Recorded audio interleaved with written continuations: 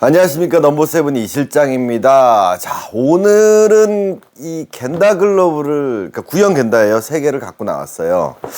자, 맨날 겐다 글러브만 갖고 나오냐라고 할 수도 있지만, 오늘은 이게 중요한 게 아니라, 오늘 이제 할 이야기는 대체 쉬운 글러브는 뭘까? 어려운 글러브는 대체 뭘까? 라는 주제를 가지고 좀 이야기를 해보려고 해요.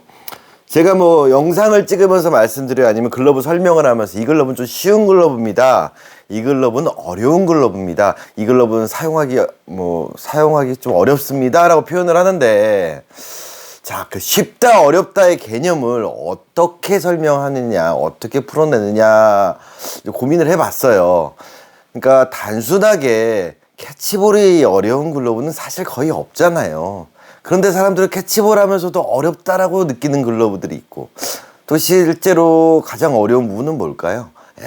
땅볼, 그리고 살아있는 볼을 잡을 때예요. 즉, 예측하지 못하고 판단하기 어려운 볼들을 잡을 때 뭔가 이렇게 잘 떨군다라든가 아니면은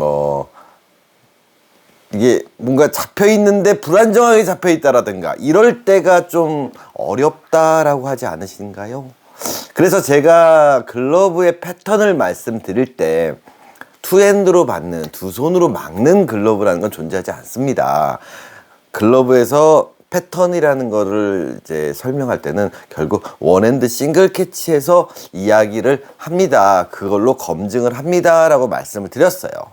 그러면 제가 이 글러브를 갖고 온 이제 이유는 뭐냐면, 그 주제를 이 글러브에다 한번 접목시켜 보려고요.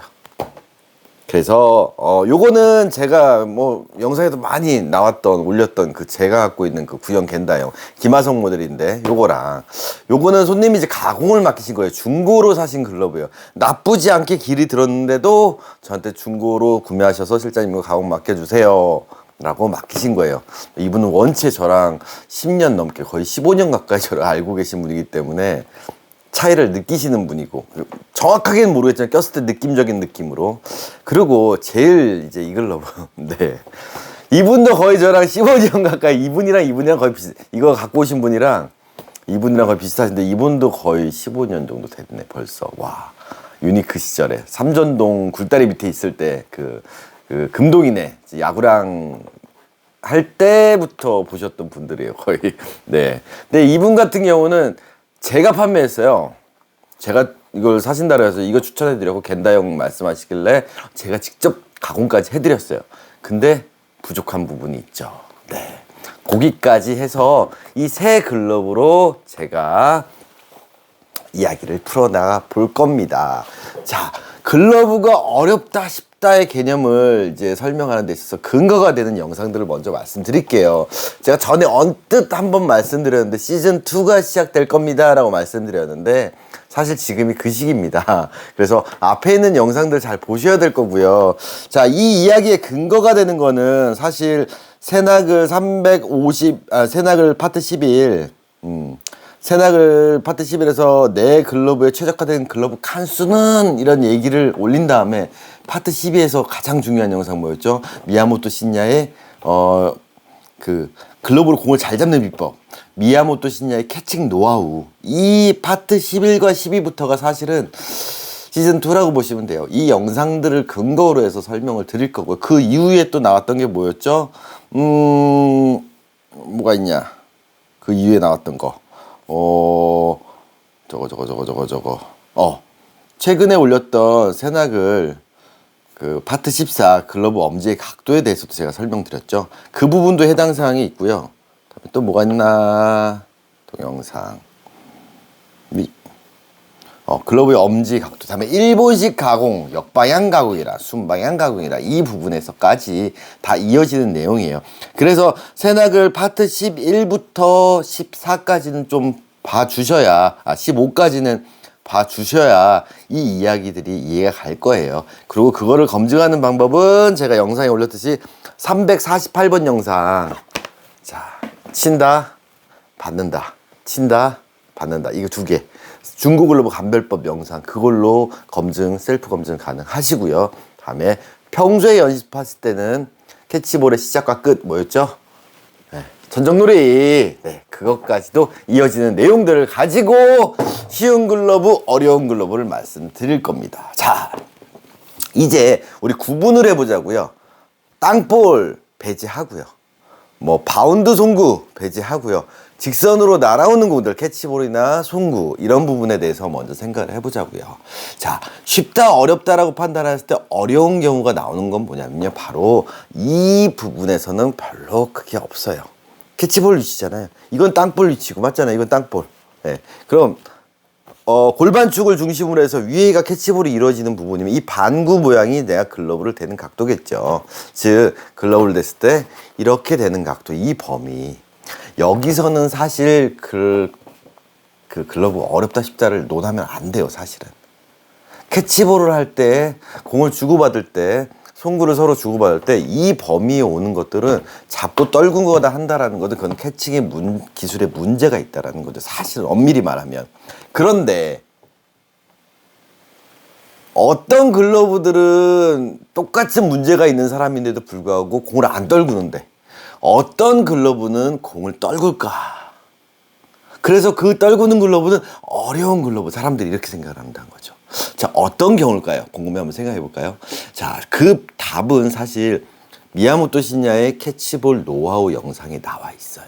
자, 정면이 이거였어요. 그러면 우리가 어떻게 잡는다 그랬죠? 우리가 맨손으로 공 잡으면 이렇게 잡는다 그랬죠? 지면과 내 손가락 수평이 된다. 그럼 어떻게 되죠? 우리가 맨손으로 공을 잡으면 이렇게 잡아요. 네. 그 옆에서 보면 자연스럽게 롤링이 이루어지는 동작이 나오죠. 그래서 여기서 잡든 여기서 잡든 여기서 잡든 정면을 볼 땐 이렇게 잡아요. 그랬을 때 포핸드가 뭐라 그랬죠? 바로 이거라 그랬어요. 포핸드. 그리고 백핸드가 뭐였죠? 바로 이거예요. 네.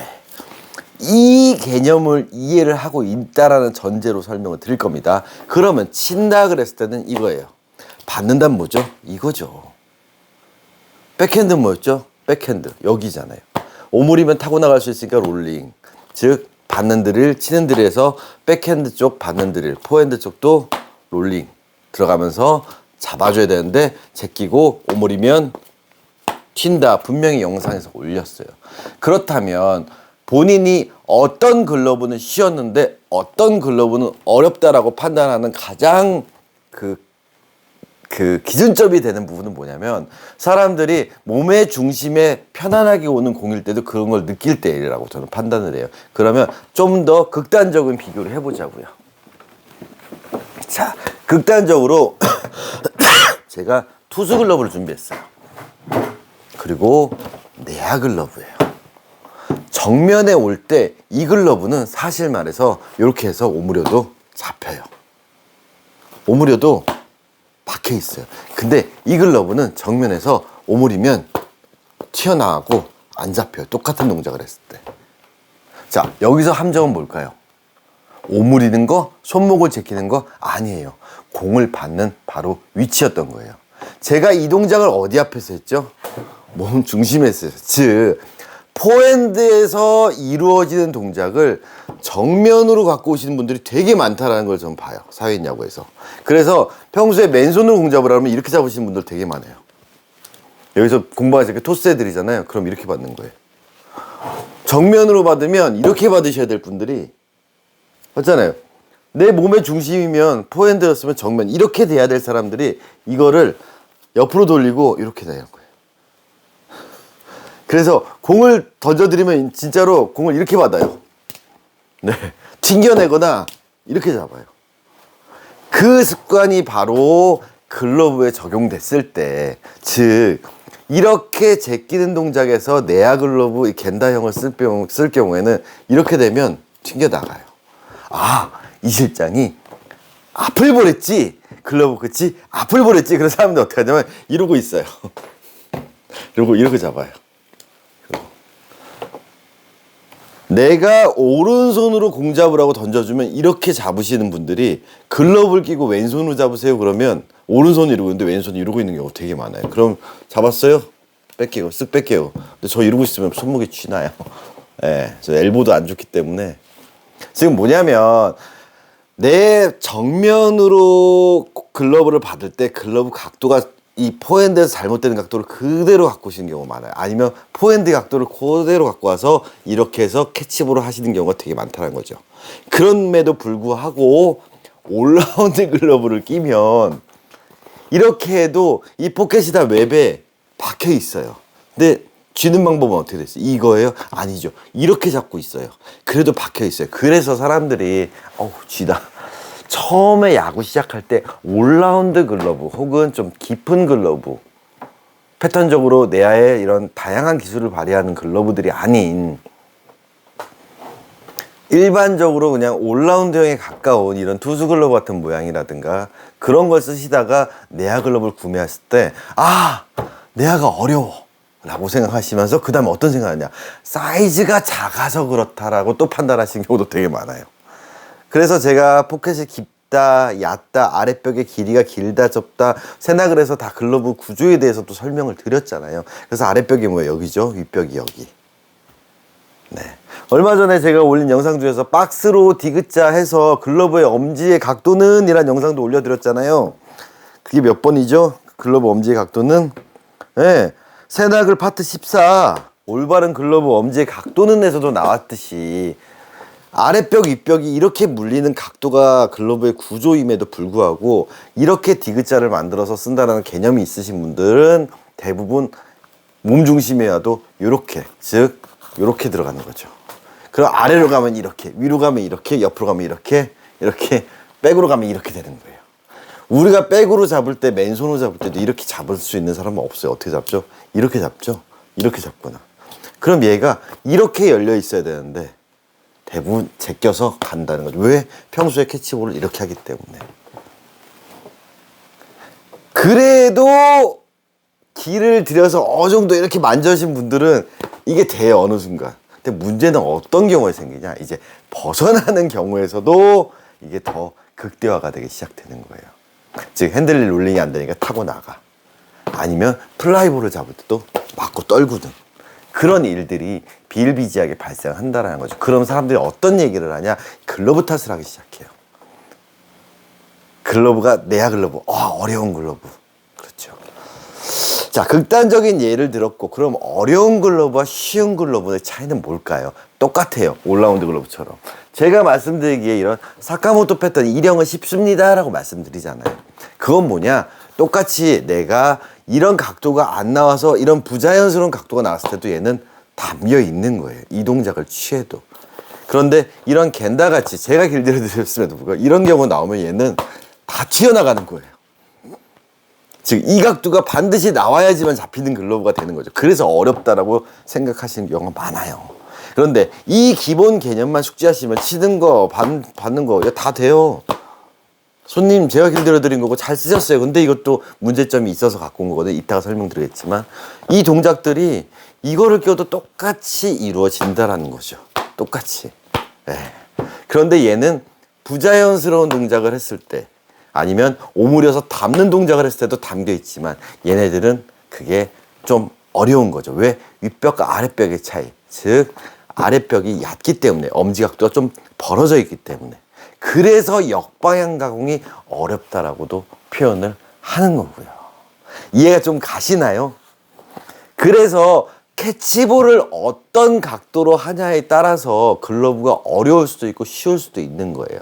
그러면 이 부분을 인지를 하고 아무리 어려운 이런 글러브나 토고 글러브도 이 연습들을 충분히만 해주신다면, 즉 포핸드로 잡을 때는 어떻게 잡는다? 제껴서가 아니라 정면에서 옆으로 갔다? 그럼 이거를 오므리는 게 아니라, 글러브 끝을 보고 오므리는 게 아니라, 글러브가 팔이 접히면 이 각도가 나왔을 때도 어떻게 돼요? 팔뚝을 잡듯이, 즉 코어 검지중지를 느끼고 잡으면 안 빠지는데 열고 오므리면 빠져나가는, 이거를 이해를 하셔야 돼요.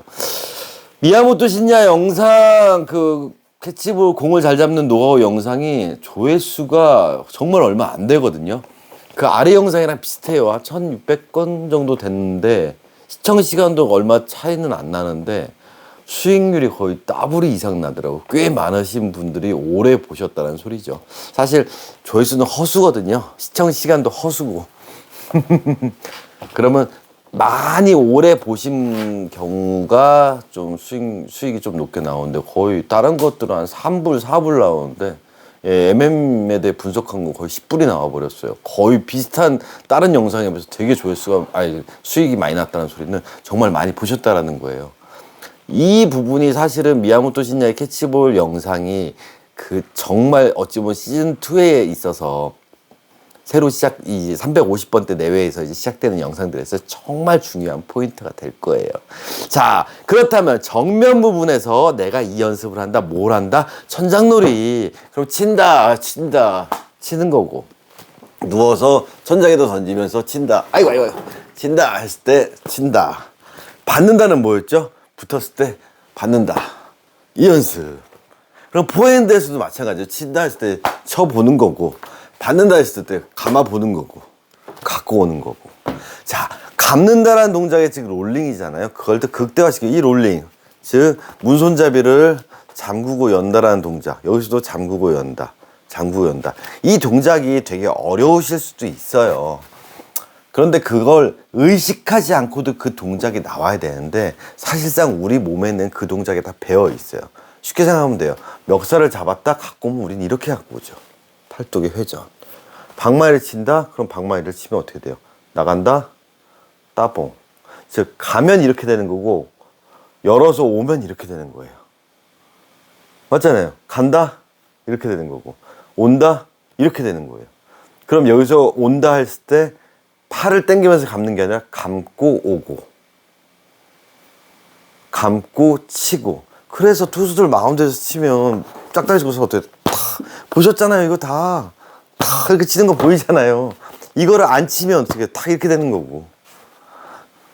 백핸드로 감아올 때 게트 들어갈 때 더블 플레이 들어갈 때 갖고 와서 우리가 어떻게 갖고 와요? 이렇게 갖고 오잖아요. 갖고 와서. 근데 왜 이렇게 빼냐고요. 왜? 오므리고 있으니까 빼려고 그러는 거예요. 그러면 흘러나가겠죠. 감아 잡은 다음에 옮겨야죠.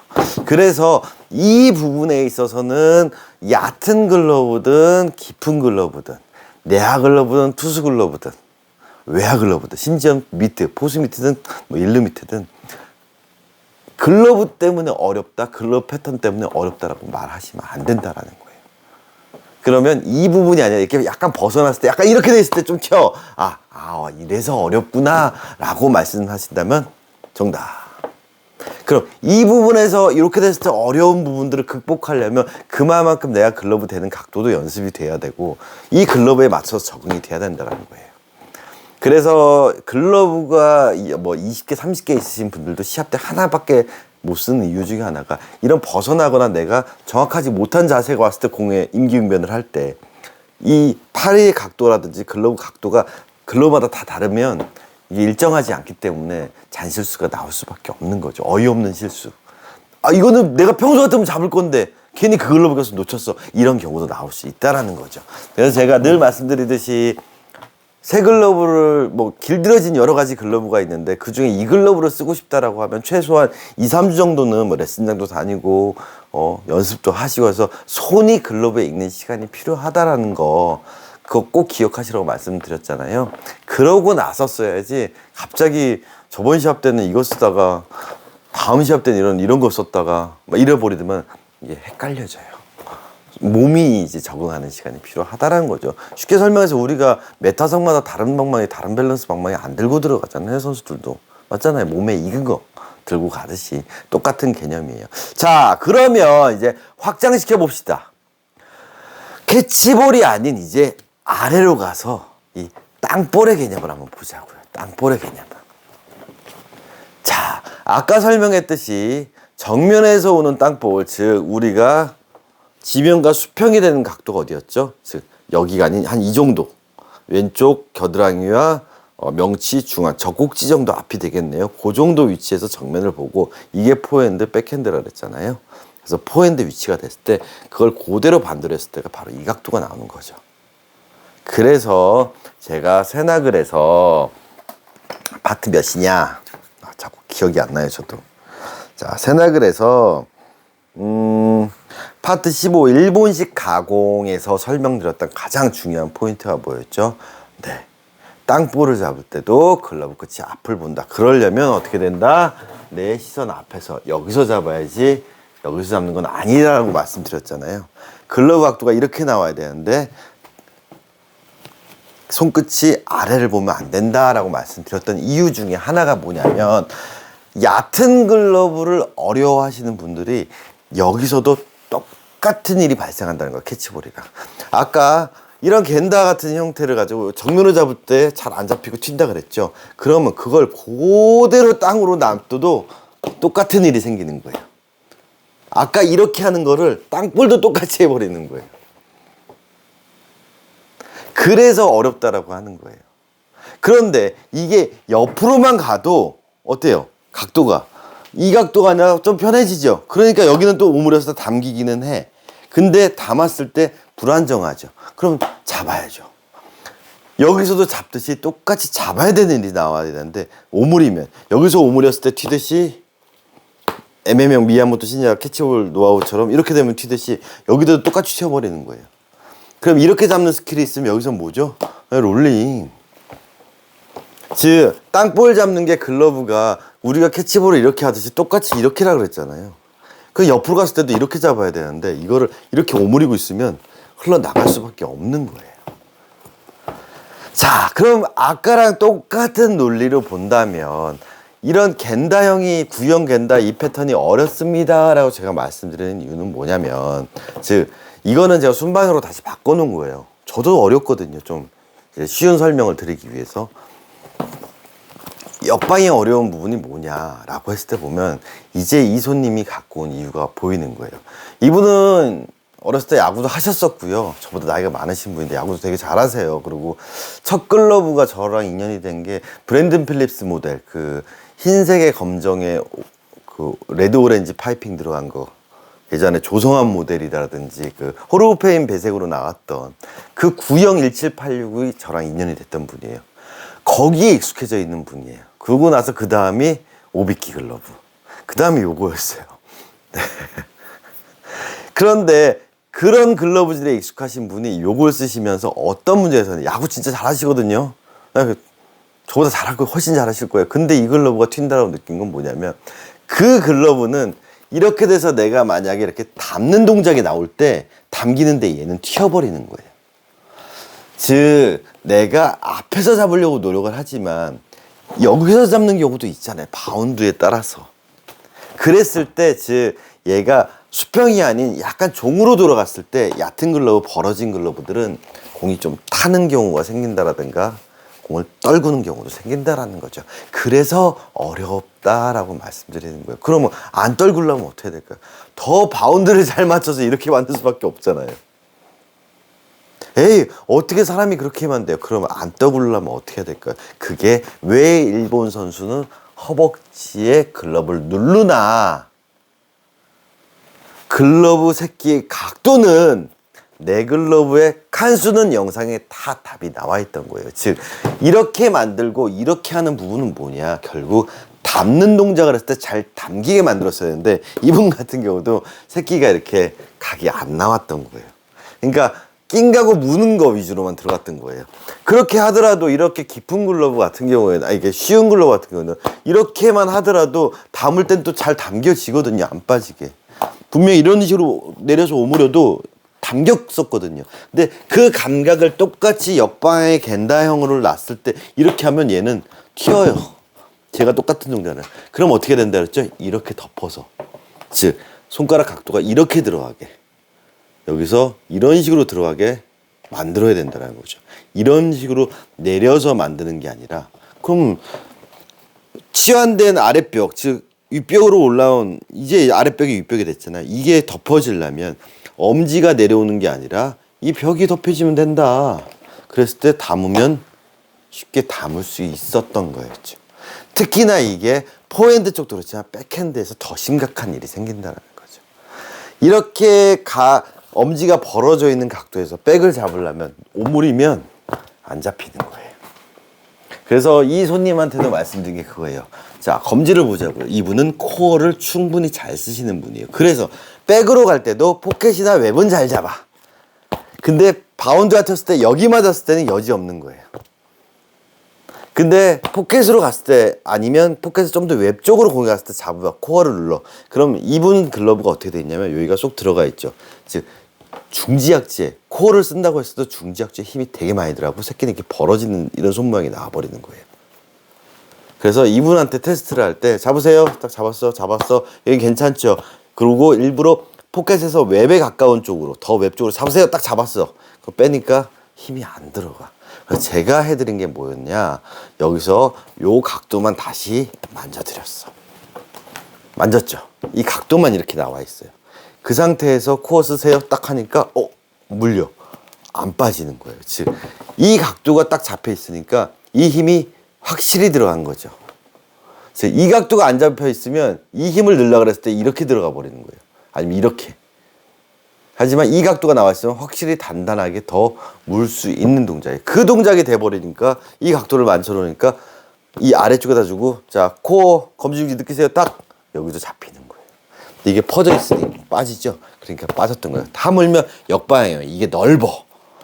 이게 또 넓으니까 안 물리는 거죠. 근데 여기만 딱 잡아놨어도 물리는 글러브가 되는 거죠. 즉 백핸드에서 잡을 때도 포핸드에서 잡을 때도 즉 담는 동작. 자 그렇다면 제가 옛날에 숏바운드 10개 바운드 설명드린 거 기억나시죠? 포핸드 1번, 긴 거 2번, 짧은 거 3번, 긴 거 3번, 4번, 5번, 6번, 7번, 8번이 뭐라 그랬어? 담는 바운드.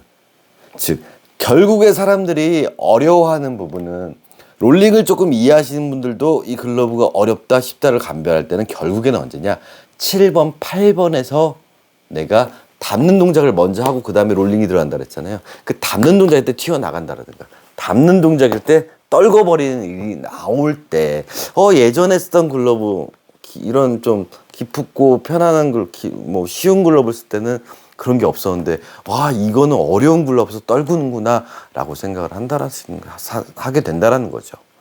그래서 결국 쉬운 글러브냐 어려운 글러브냐의 구별은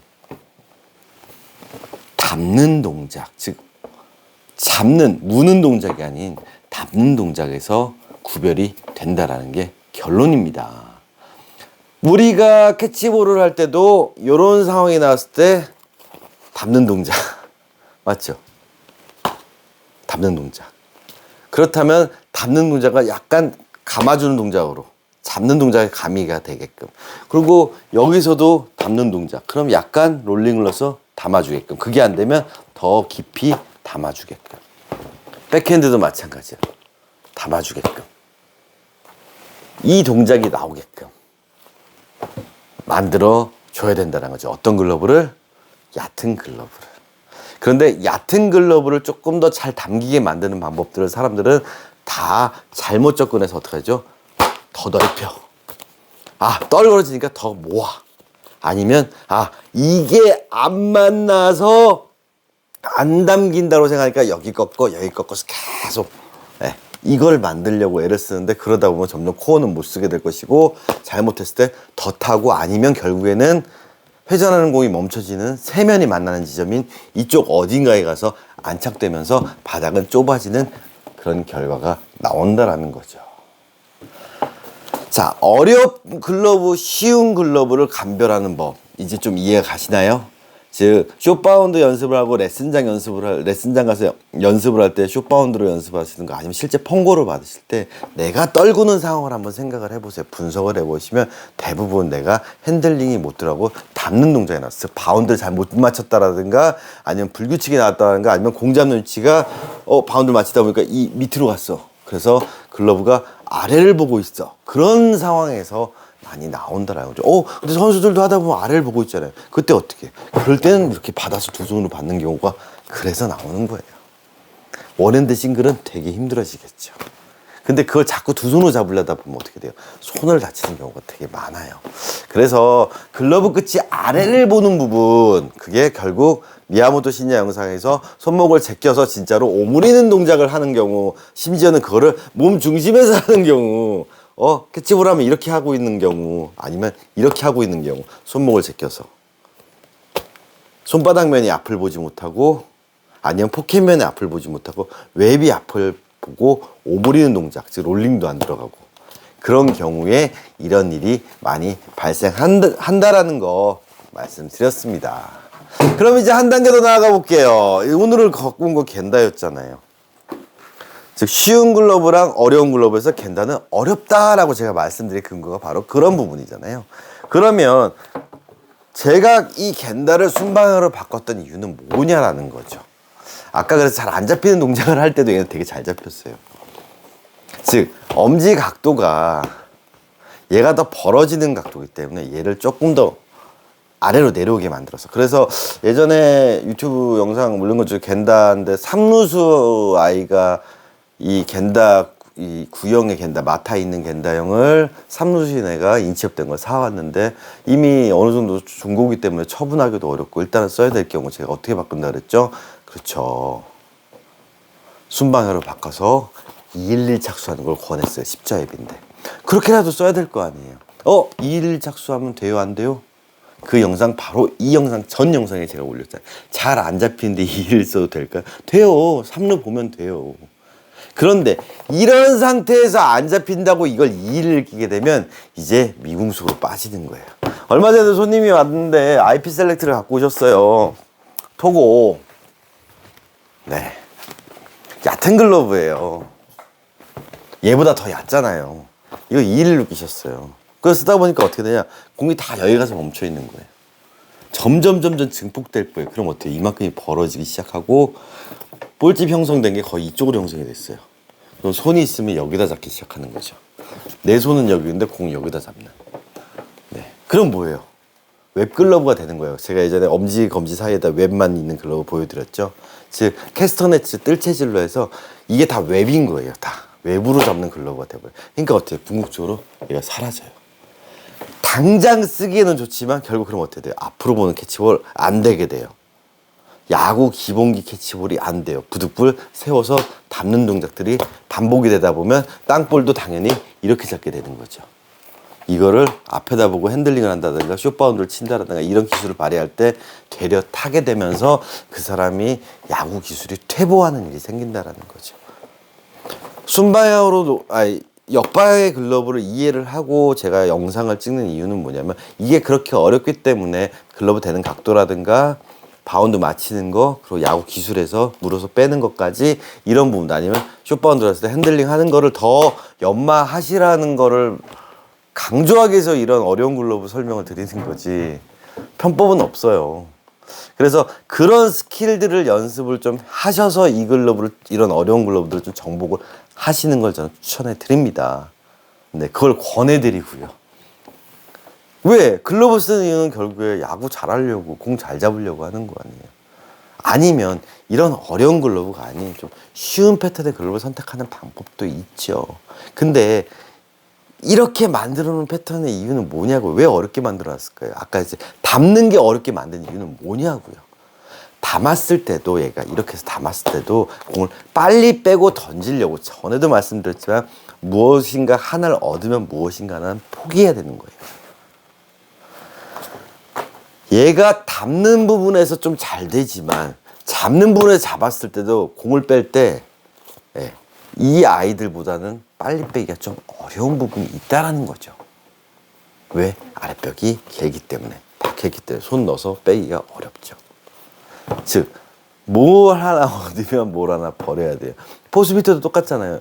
M8형이나 C60 패턴 같은 거 쓰면 캐칭은 되게 쉬워. 잘 담겨. 하지만 공이 안 빠져서 돌을 못 잡아. 그러니까 사람들이 이제 뭘 사요? M2나 가이타쿠야 막 이런 걸 사요. 스미타니. 근데 공을 떨고. 그렇죠. 어떤 걸 쓰든지 간에 캐칭의 기본에서는 방해 요소가 되면 안 돼요. 그래서 접근 자체를 이렇게 역방향으로 놓고 길을 들인 글러브가 잘 안 써진다 그래서 211 쓴다. 당장 내가 글러브 이거 하나밖에 없어. 근데 지금 당장 시합을 뛰어야 돼. 폰고 받을 때부터 자꾸 떨고. 그럼 어떻게 211 껴서 시합은 뛰어야겠지. 어떻게든 담아서. 근데 그거를 앞으로도 쭉 이 방법으로 쓰겠다고 선택하지는 말라는 거죠. 시합 때 임시 방편으로 임기응변을 하는 건 어쩔 수 없잖아요. 당장. 즉 내야 글러브 외야 글러브 만드는 거니까. 그렇다면 이 아이를 손님한테 이제 바꿔드릴 방법은 뭐냐라는 거죠. 이 손님, 이거 리터치가 들어온 거거든요. 제가 가공해드렸지만 이 손님은 연세도 있으시고 저보다 아무튼 몸 저보다 좋으신 것 같아요. 예, 연세도 있고 거의 50이니까. 근데 야구 핸들링이나 기술 너무 좋으세요. 다만 이렇게 바꿔가면서까지 하기에는 그게 너무 굳어진 케이스죠. 그런 동작들이 예전 쓰던 글러브들이 너무 편했거든요. 그러면 이거에서 조금 더 변형해 드릴 수 있는 게 뭐냐, 결론은 뭐냐, 이렇게 역방향을 순방향으로 바꿔드리는 방법을 저는 선택을 하는 거죠. 그럴 때 이제 앞에 나왔던 역방향 글러브, 순방향 글러브, 막는 글러브 얘기 영상을 보시면 아, 순방향이 좀 더 쉽고 역방향이 좀 더 어렵다라고 표현했던 그 이유가 지금의 영상에 나오는 거예요. 역방향으로 했을 때는 확실히 닿는 부분에서 퍼포먼스가 어려워지는 거고, 순방향에서는 닿는 부분에서 퍼포먼스 조금 더 쉬워져요. 그렇다 손 치더라도 아까 이런 그냥 미즈노 1형 같은 이런 형태라든가 아니면 약간 올라운드 패턴에 가까운 내야 글러브, 아니면 이런 거 롤링스 200번대 같은 거, 이런 200번대 같은 거, 이런 수준까지 가지는 못한다라는 거예요. 그거에 바로 패턴인 거예요. 이 안에서만 비교를 하면 역방향과 순방향을 비교했을 때 결국에는 닿는 부분에서 얘가 조금 더 쉽습니다라고 가는 거죠. 그런데 이렇게 역방향으로 했을 때 제가 이거 성공하신 분 몇 번 있으세요? 요번에도 손님 오셨는데 이 Z9형 패턴 신봉기 가다로 길들여서 너무 잘 쓰셨어요. 정말로 제가 봤을 때 성공률이 한 10% 미만인데 그분은 잘 성공하셨어요. 그래서 두 번째 오더도 요번에 Z 오더를 내셨는데 똑같이 이 패턴으로 가셨어요. 신형 겐다가 있음에도, 이마미야가 있음에도 불구하고 똑같이 자기는 이 패턴이 너무 편하대요. 네. 물론 중간에 한 리터치 한 두어 번 받고 저랑 상담하고 했지만 핸들링하기 너무 편한 거예요. 그분은 뭐예요? 불규칙이나 내가 예측하지 못하는, 정확하지 못하는 각도를 댔을 때, 아니면 닿는 동작이 왔을 때도 공이 다 박히는 그 상태까지 간 거죠.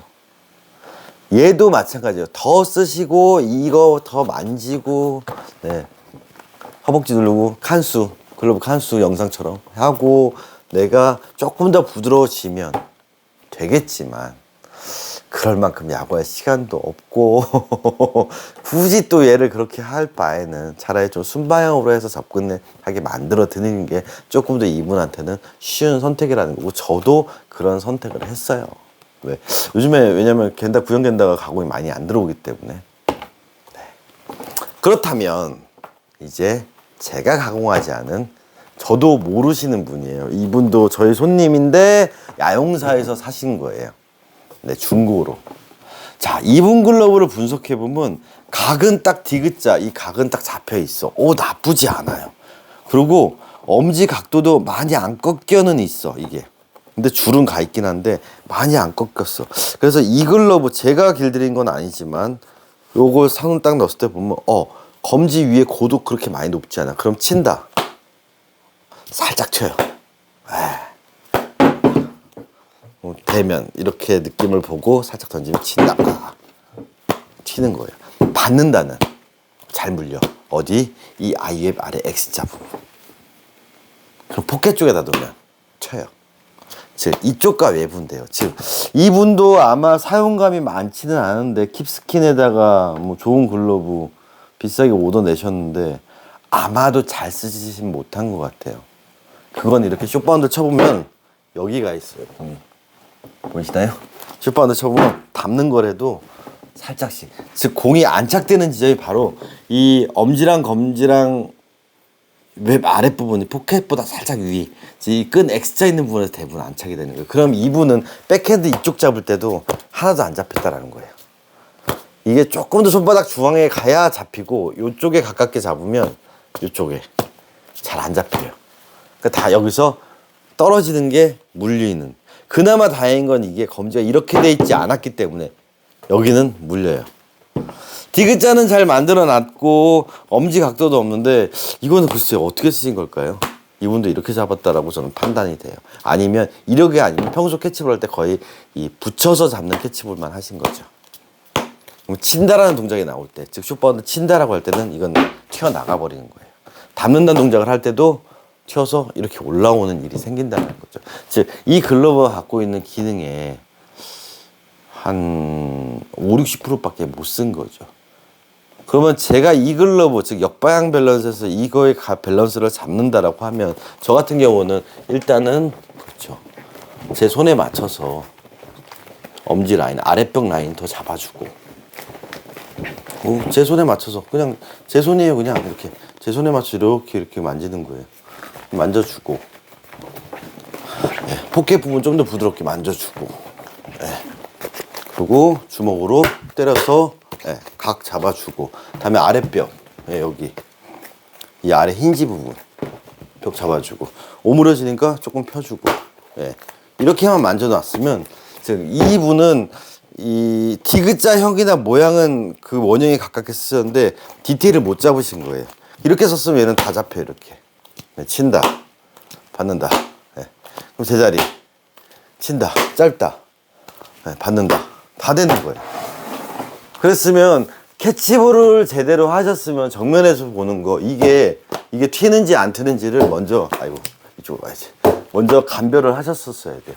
아까 상태에서는 이 동작에서 좀 튀었을 거예요. 아까 상태에서는 이 동작만 되는 거예요. 이렇게 이런 식으로만 딱 되는 거죠. 아까 상태에서는. 근데 지금은 그래서 제가 받는 거는 오므려도 잡히는 경우가 있거든요. 이렇게. 그래서 기본적으로 치는 거 앞으로 치는 것부터 보는 거예요. 친다 받는다 뭐였지? 붙었다 감어 붙었다 백핸드는 뭘 연습하라 했죠? 팔꿈치 들어 즉 피노키오 캐치볼 그래서 열어 잠궈 열어 잠궈 손바닥 아래로도 잡아보고 일부러라도 힌지 쪽으로 한번 잡아볼까요? 자 각도 잡아놓고 힌지 쪽으로 열어 잠궈 잡히죠. 그럼 웹이나 이쪽은 열어 잠궈 다 잡혀요. 그럼 포핸드는 어떻게 잡는다 그랬죠? 이거 롤링 포핸드 쓱 잡고 제자리 잡고 물어주고 짧다 그러면 어떻게 해요? 친다 치는 거고 친다 치는 거고 받는다 그럼 어떻게 해요? 받는 거고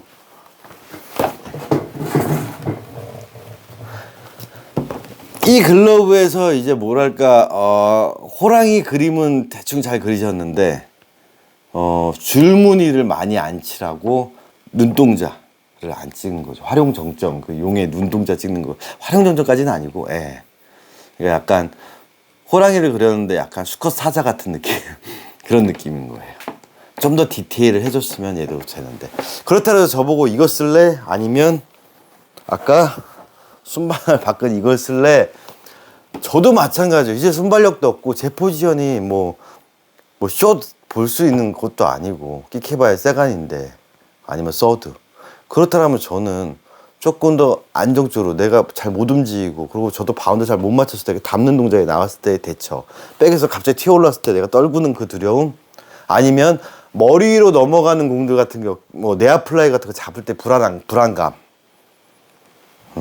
거기다가 이루 도루 태그할 때 포스도 완바운드 공 잡았을 때 태그할 때 그때 안 떨고 태그 빨리 하려면 저는 이걸 선택을 한다라는 거죠. 네.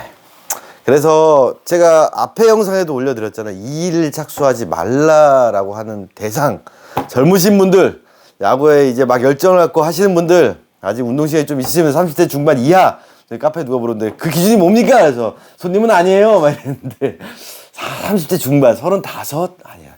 요즘 현대는 그래도 관리들을 잘해서 37 정도까지는 도전해볼 만해요. 역방향 이거. 근데 가장 좋은 건 20대 친구들이 좀 정말로 순발력 있고 아직 체력도 좋고 야구 막 한참 신나게 많이 일주일에 막 주말에 막 2게임 3게임씩 하는 친구들은 2일 착수보다는 1일 착수 쪽을 권해드리는 거 야구 발전을 잘 기술 발전을 위해서 연습할 때 그리고 역방향 글러브를 그냥 역방향 대로 써보는 것도 추천한다라는 거.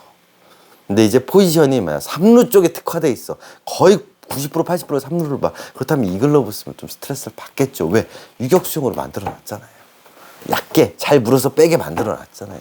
그럴 경우에는 이 글러브 선택을 하지 말든가 아니면 선택했던 치더라도 그럴 경우에는 이 패턴에서 이렇게 변형을 해주든가 아니면 연습 때 쇼시 되기 위한 연습을 계속 하시면서 이게 만약에 역방향의 글러브가 내가 마스터가 되면 그때부터는 이런 쉬운 패턴의 글러브들, 좀 깊은 것들은 진짜 껌이 되는 거예요. 그래서 선수들은 이런 것들을 가지고 되려 이렇게 오므리지 않고 어떡하죠? 다 더 넓히고 더 피잖아요. 최정 선수도 마찬가지지만 깊은 1785 베이스의 최정 모델을 이렇게 넓게 쓰는 이유가 뭐예요? 결국에는 박히는 것보다는 이렇게 잡았을 때 빨리 빼는 부분에서 이런 식으로 빼야지 이렇게 잡아버리면 빼기가 어렵거든요. 그래서 선수들 같은 경우 막 뽑고 이렇게 하는 이유가 깊은 글러브를 얇게 만들려고 하는 거예요.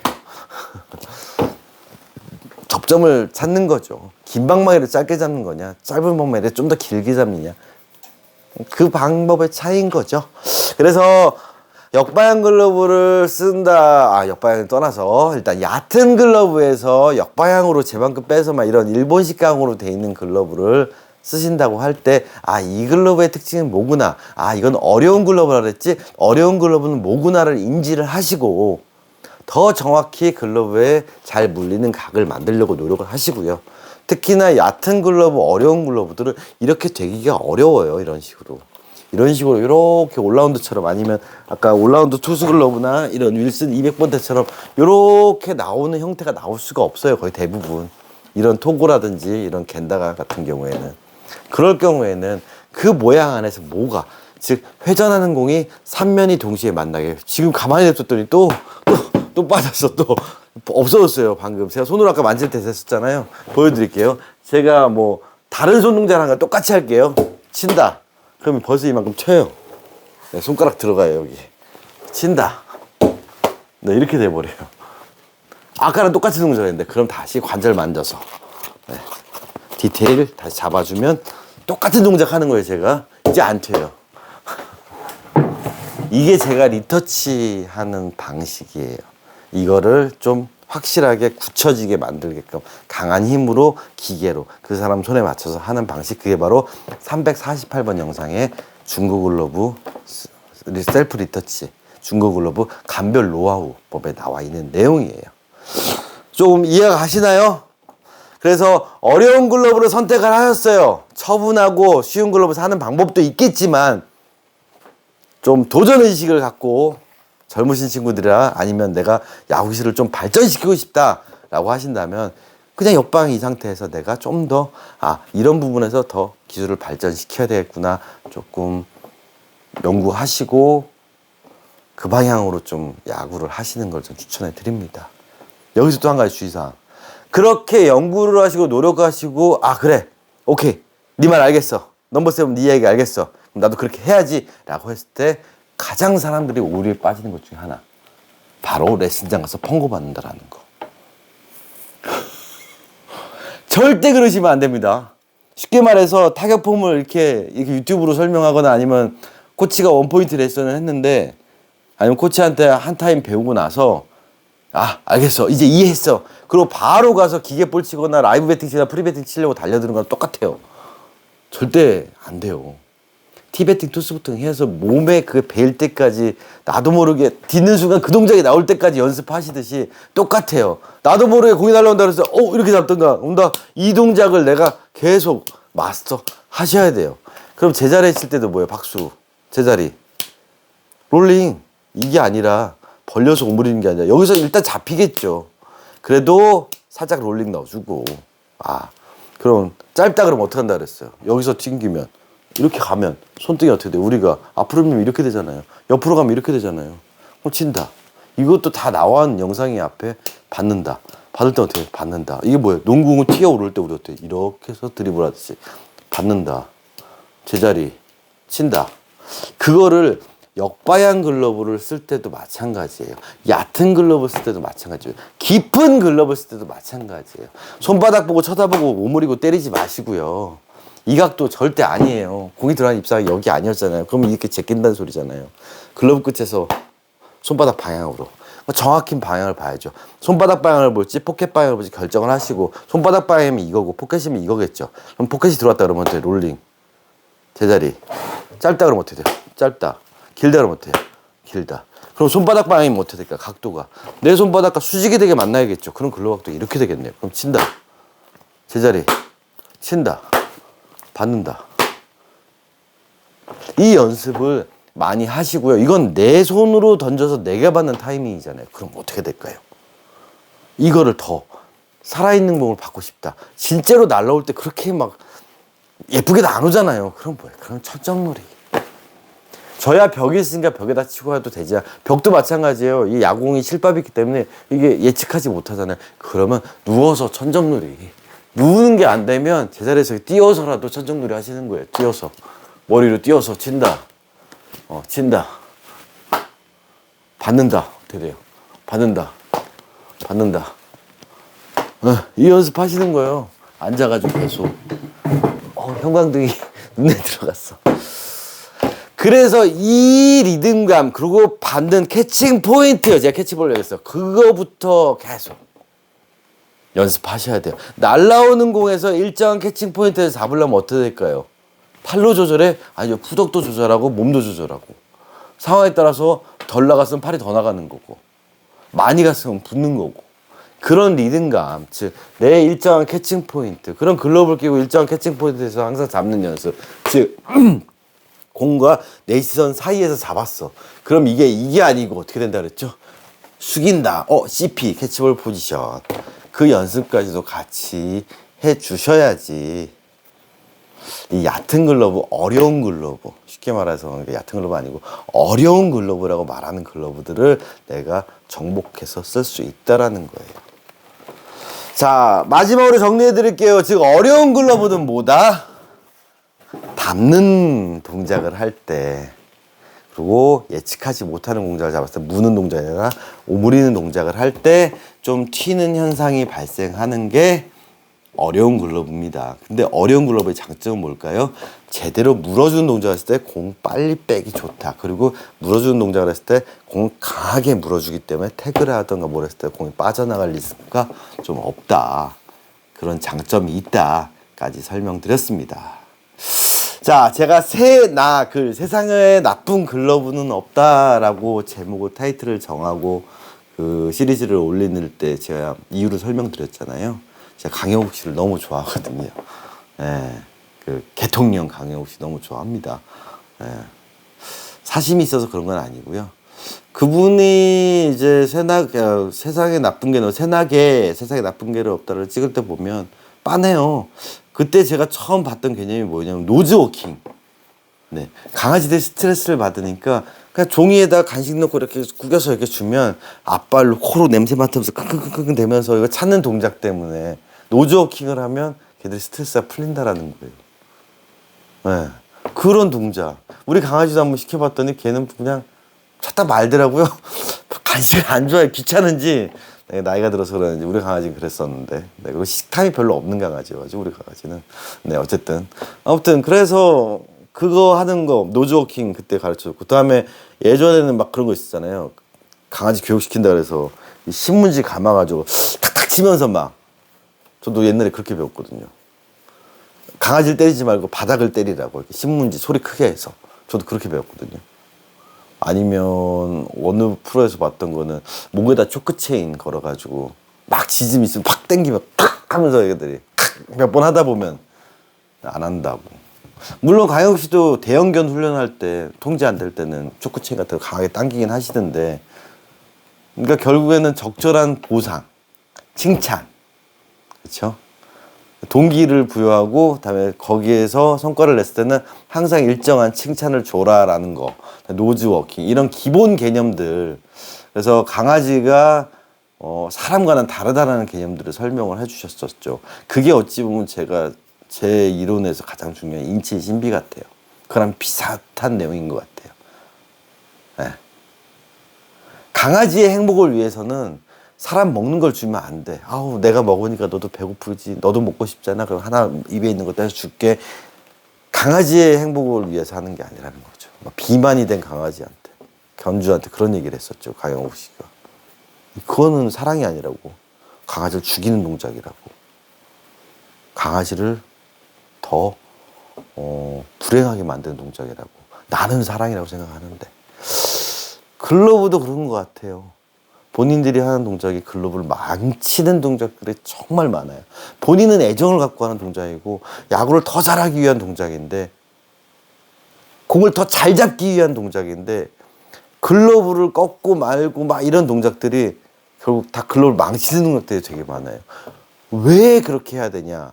강아지에서 적절한 보상, 동기부여와 칭찬, 일관성 이것처럼 가장 중요한 건 맨손으로 공을 잡는 인체의 신비. 우리가 잡는 건 뭐다? 회전이 걸린 물체다. 그럼 어떻게 된다?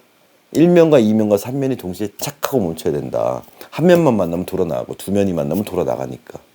3면이 착, 즉 완충 스핀. 그래서 우리는 좋은 가죽을 쓰는 이유가 뭐냐? 좋은 가죽. 순간적으로 스핀을 착 멈춰주는 좋은 가죽을 만들어 놓고 운동장 하리를 만들고 꺾고 막 이거 캣스트레치를 만들고 있는 거예요. 어떻게든 두 면이 만나게. 결국 타고 나갈 수밖에 없어요. 그 개념이 어찌 보면은 그런 강영욱 씨가 얘기하는 기본적인 그 개에 대한 뭐 특성을 이해하고 뭐지 견종에 따른 특성도 설명하잖아요. 이 견종은 아주 활달한 견종, 이건 아니고 뭐 이런 것처럼 글러브의 특성도 마찬가지. 제가 그래서 설명을 드리는 거예요. 하지만 기본 원칙은 똑같다. 원리는 똑같다 그랬잖아요. 인체 신비. 즉 사람의 손에 마디와 관절, 5개의 관절 잼잼하듯이. 그럼 글러브를 꼈을 때도 어떻게 된다? 잼잼. 관절. 사람 손의 모양 관절이 나왔다. 그래서 이렇게 나온다. 그런데 함정이 있어요. 대부분 사람들은 그것만 봐요. 그래서 실제로 봐도 유튜브 같은 데를 봐도 강아지 그 애견 그 보면서 아 강영욱 씨 말 들으니까 안 돼요. 뭐 자기나 하지 뭐. 결국에는 자기네 센터하고 비싼 돈 내고 배우라는 거가 이런 얘기를 할 수 있겠지만 저는 모르겠어요. 그 사람의 의도가 보여요. 뭐 어떤 의도로 그렇게 방송에 나와서 얘기를 하고 자기 노하우를 가르쳐 주는지. 결론은 뭐였냐면 산책이었어요. 그래서 강영욱 씨의 모든 솔루션의 끝은 산책으로 시작해서 산책으로 끝나요. 일주일에 최소 3번. 갇혀있지 않게. 아침, 저녁으로 더. 그리고 뭐, 지금 막 유기견 같은 경우, 뭐 상처받은 강아지를 회복하는 방법도 뭐예요? 결국 산책. 모든 게 산책으로 끝내요. 제 이야기도 똑같아요. 오늘 내용에서 가장 중요한 부분은 뭐였을까요? 마지막 중간에 설명드렸어요. 바로 캐치볼이에요. 사람들이 놓치는 것 중에 하나가 제 이야기에서 보통 글러브 패턴, 뭐 제가 아는 지식, 뭐 각 잡는 거, 관절, 뭐 글러브의 뭐 역방향, 순방향 막는 거, 테크닉, 롤링, 핸들링 결국에 뭐냐면 캐치볼이에요. 제 이야기는 다 캐치볼로 시작해서 캐치볼로 끝나요. 망가진 글러브, 길이 제대로 잘못 든 글러브도 다시 한번 올바르게 이 글러브의 구조에 맞춰서 매만져 가면서 캐치볼을 하다 보면 결국엔 좋은 글러브 길각이 나온다라는 거죠. 즉 어떤 상황에도 배신 안 하고 잘도 물어주고 잘도 담아주는 글러브를 만들 수 있어요. 그래서 제가 10몇 년 전에도 말씀드렸잖아요. 글러브 길들이기에서 6개월 정도 시간 투자하시고 일주일에 최소한 2-3번 정도 쓰시고 그리고 올바른 방법으로 캐치볼만 하시면 글러브는 충분히 길들일 수 있습니다. 본인이 DIY 할 수 있습니다. 다 말씀드렸어요. 뭐 이거 바닥 뜨고 열고 막 이런 필요 없어요. 할 수 있어요. 그리고 그 시간 투자만큼 꾸준히 못 하신다라고 했을 때 저 같은 사람을 찾는 경우도 뭐 있을 수가 있고요. 그래서 대부분 여기 오시는 분들이에요. 저보다 야구 잘하시는 분들이 아니 프로 선수들, 엘리트 선수 왜 저한테 맡기냐고요. 단시간 내 그 효과를 보기 위해서 맡기는 거고. 하지만 여기서 또 오해하는 게 할 수 있습니다. 뭐 잘 드릴 수 있습니다. 하지만은 제가 한 거랑 또 똑같다라고 생각하지 마세요. 예, 마찬가지잖아요. 내가 내 강아지 잘 훈련시켜서 그래 가요, 네 이론대로 잘했어 할 수도 있지만 그 사람의 훈련소에서 키운 거랑 또 완벽히 똑같을 수도 없잖아요. 예, 그 사람만의 노하우가 있잖아요. 그러니까 그걸로 프로니까 그 사람도 그런 것처럼. 그러니까 선택은 본인의 몫이에요. 저를 이용하든 안 하든 상관은 없어요. 하지만 저를 이용했다 손 치더라도 이 글러브의 특성을 제대로 이해를 못 한다라든가 아니면 막 뛰어다녀야 되는 강아지인데 너무 좁은 데서 산다라든가 그렇다면은 그런 것처럼 제가 조금 뭐 여러 가지 방법으로 좀 도와드린다라든가 아니면 산책을 안 시킨다, 산책을 잘못 시킨다라면 산책시키는 방법, 즉 뭐죠? 캐치볼 올바르게 하는 방법까지 다 알려드리고 그리고 글러브 평소에 왜 만지는 법도 다 설명드리거든요. 다 영상에 나와 있고 그거를 이 글러브 어떻게 접목될까 다 설명드리는 것처럼 네, 그 모든 걸 검증하는 방법은 결국에는 내가 캐치볼 하면서 즉 선정놀이까지가 마스터가 되면 실제로 날라도 이렇게 왔다가 또 저렇게 왔다가 땅에다 패딩 쳤다가 빠르게 왔다가 느리게 왔다가 던지는 사람마다 다 각각 다른 공들을 올바르게 내가 일정하게 받는 연습들, 즉 몸이 가서 가슴 앞에서 내신 앞에서 잡는 연습부터 하다 보면 결국 우리가 추구하는 바는 뭐죠? 야구 잘하는 거, 공 잘 잡는 거. 그 목표에 도달할 수 있을 거라는 게 제 생각입니다. 네, 그래서 저는 글러브 좋아하는 친구도 별로 안 좋아해요. 뭐 가죽이 어떻고 뭐 일본의 무슨 가죽사에서 뭐가 나오고 패턴이 어쩌고 어떤 공장에서 뭐가 생산되고 누가 이걸 만들고 그런 거 많이 한다고 뭐. 네. 어디선가 다 주워 들었던 얘기고 맞는 얘기도 있고 틀린 얘기도 있고 사람들 질문하면 막 그 대답해주고 막 그런 걸 어디서 주워서 카페에서 질문해요. 이렇다는데 어떤가요? 쓸데없는 소리 하지 말고 공이나 잘 잡으세요. 이런 얘기가 여기까지 나와요. 그럼 또 제가 요걸 얻어먹겠죠. 그 얘기는 이런 부분에서 맞지만 저런 부분에 틀립니다라고 하긴 하지만 과연 그 친구가 그 질문을 함에 있어서 그게 글러브 사용과 뭔 상관이 있을까라는 거죠. 그래서 저는 솔직히 말하면 글러브 좋아하는 친구도 별로 안 좋아해요. 글러브 파는 친구들도 별로 안 좋아해요. 근데 글러브를 잘 쓰는 방법을 연구하는 친구도 너무 좋아해요. 야구를 잘하기 위해서 글러브를 접근하는 친구는 되게 좋아해요. 근데 막 글러브 때가 탔는데 뭐 상처가 나는데 어떻게 해요? 그게 글러브 잘하는 거랑 무슨 상관이 있는데. 맞잖아요. 뭐 공장 어디서 만들고 누가 만들든 뭐 무슨 상관이 있어요. 길 잘 들어 잘 쓰는 게 목표가 중요한 게 아닐까요? 어느 순간 보면 그런 친구들이 꼭 그러니까 목적의식이 사라지고 목표가 희미해지면서 진짜 배가 산으로 가는 걸 너무 많이 봤어요. 그런 친구들을. 그래서 그런 친구들이 또 카페에 유입이 돼가지고 저한테 뭐 이상한 질문하고 있어요. 무슨 내가 네이버 지식인도 아니고. 그럼 저한테 혼나죠. 그런 거 쓸데없는 질문 하지 말라고. 그럼 저는 또 욕을 얻어먹는 거죠. 불친절하다. 그렇죠? 사용함에 있어서 문제가 있거나 본인이 접근하기 어려운 부분이나 패턴적인 부분은 제가 충분해요. 그래서 어떤 분들은 되게 친절하게 상담도 받고 막 30분씩 1시간씩 통화도 하고 이해를 시키기 위해서 자료도 보내주고 카톡으로 막 이런 것도 하는데 어떤 친구들은 그냥 깨갱하고 그냥 저한테 깨지고 가는 친구들인데 곰곰이 생각해 보세요. 왜 깨졌는지. 네. 목적 잊지 말자고요. 그런 것들 때문에 우리가 글러브를 잘 쓰는 부분에서 놓치는 게 많이 생기니까 그러지 말고요. 글러브는 도구예요. 그냥 도구일 뿐이에요. 모시지 말자고요. 아셨죠? 역방향, 순방향, 가죽, 킵이 어쩌고 이런 거 결국에는 딱 하나. 야구 잘하려고. 아시겠죠? 그것만 이해해 주시면 됩니다. 자, 장황한 설명이었어요. 이거 제대로 설명을 했나 모르겠네. 제가 뭐 콘티도 없고 네 원테이크다 보니 그 점 한 가지만 이해해 주세요. 내 글러브 패턴을 이해하고 내 기술과 접목시켜서 이런 부분들을 어떻게 구현해 나가냐 그 앞에 영상에 나와 있는 것들 다 꼭 보시라는 거 그것만 잊지 말아 주시기 바라겠습니다. 자, 이 영상을 찍은 이유는 뭐냐? 사실은 요놈 때문에 이거 또 나가고 이것도 가공해야 되는 것도 있지만 이 손님 두 분을 위한 것도 있지만 하나가 더 있어요. 이 영상을 찍은 거. 다음 편 예고해 드릴게요. 바로 알비스 모델 오지 알비스 모델이에요. 자, 이거 제가 공동 구매했습니다. 지금 이제 이거 영상 올라갈 때쯤에 다 팔렸을 수도 있겠네. 제 거래처에 있는 물건들은. 자, 색깔 예쁘죠? 쨍한 빨강이에요. 나중에 인터넷 그 홈페이지 한번 보세요. 이 색깔이 되게 무슨 갈색빛 나게 찍어놨어요. 되게 탁하게. 이거 되게 쨍한 빨강이에요. 되게 예뻐요, 색깔. 자, 이걸 왜 공동구매했는지 카페에다 올려놔 드렸고, 요거 제가 강호이 끝나고 새 거거든요. 이거 영상 찍을 겁니다. 왜? 제가 이거 공동구매 올리면서 말씀드렸죠. 이걸로 공 못 잡으시면 저한테 와서 제 멱살을 잡으시라고. 예.